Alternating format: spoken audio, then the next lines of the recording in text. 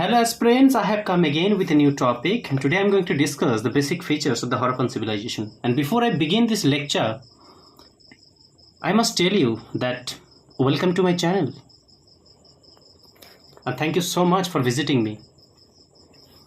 The given account on the basic features of the Harappan civilization. The Harappan civilization, also known as the Indus Valley civilization, was a Bronze Age civilization that located in the Indus Valley region at modern-day Pakistan and northwestern India between 2600 BC to 1900 BC, and it was one of the earliest urban civilizations in the world. The three characteristics are mentioned here. First thing, another name of Harappan civilization is Indus Valley civilizations. The kind of age which it belonged to Bronze Age. It belonged to Bronze Age, and the locations. So it was located at modern-day Pakistan and northwestern part of India, like Rajasthan, Punjab, Gujarat, and the time period as well, the 2600 BC to 1900 BC.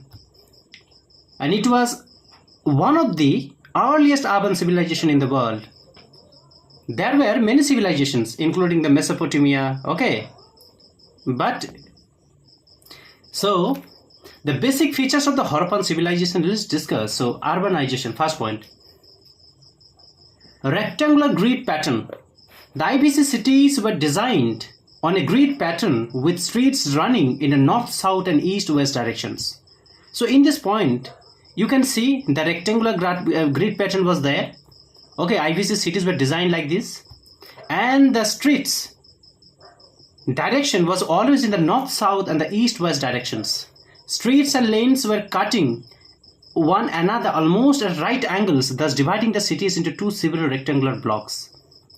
Lanes, that means narrow road. Streets means, a road which is quite wide. And lanes, that is mean a narrow road, especially for the rural areas, like gully. So house doors opened in lanes rather than the main streets.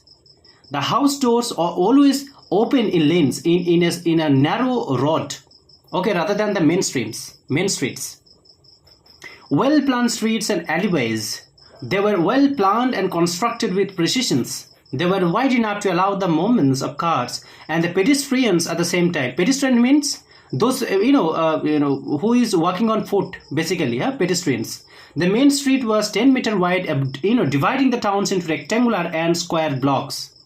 So in this point, we got to know that the kind of streets were made, and it was wide enough that easily a cart and a pedestrian could easily move, and the wide was 10 meter, and it divided the towns into two rectangular and square blocks.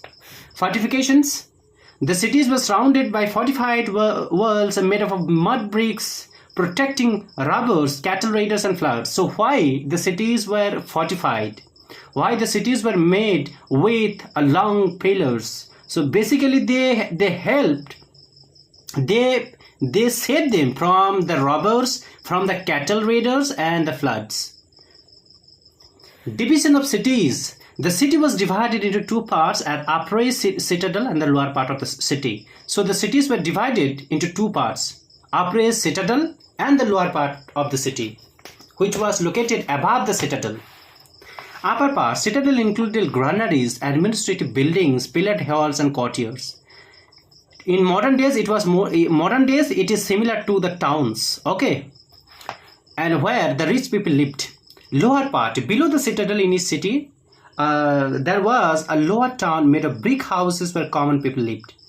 It was made of brick house where commoners lived, not the rich nobles. The Great Bath. It is situated within a courtyard. Corridors can be found on all four sides. Stairs can be found on the northern and southern side. It is associated with the ritual bath, a Great Bath of Mohenjo-daro. I don't know whether if you have watched Mohenjo-daro film or not, featuring superstar like Hrithik Roshan.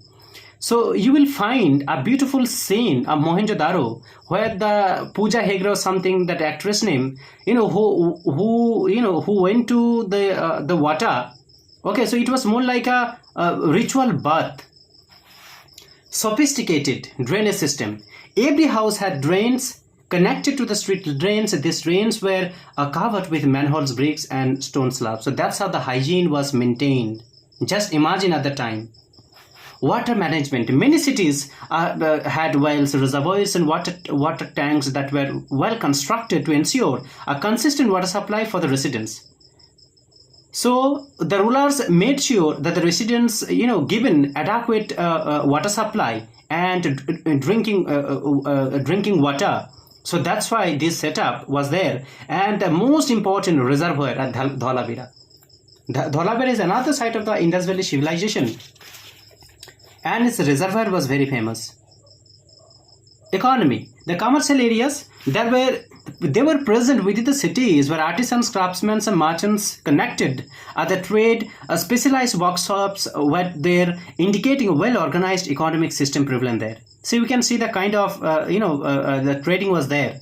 Artisans there, craftsmen were there, merchants, they all conducted the trade. And they were very much specialized in market shops. Dockyard of Lothal was of utmost importance, the greatest work of maritime. It was a port where the trading was done. So trade networks with Mesopotamia and Afghanistan. So the trading can be traced with Mesopotamia and Afghanistan.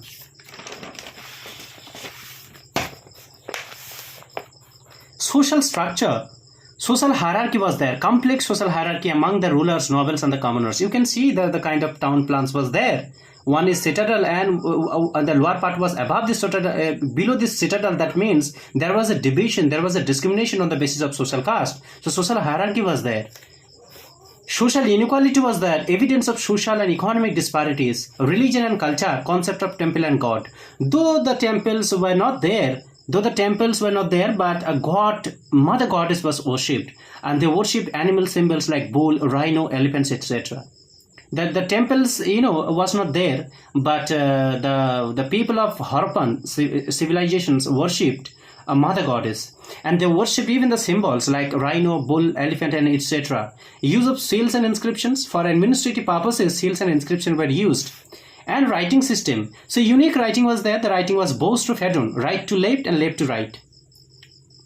It is not similar to us, it is not similar to modern language, a modern writing pattern, and also the writing has not been deciphered yet. That means if it is deciphered again, and some of you, if you think that you have potential to decipher it, definitely go and talk about the ASI.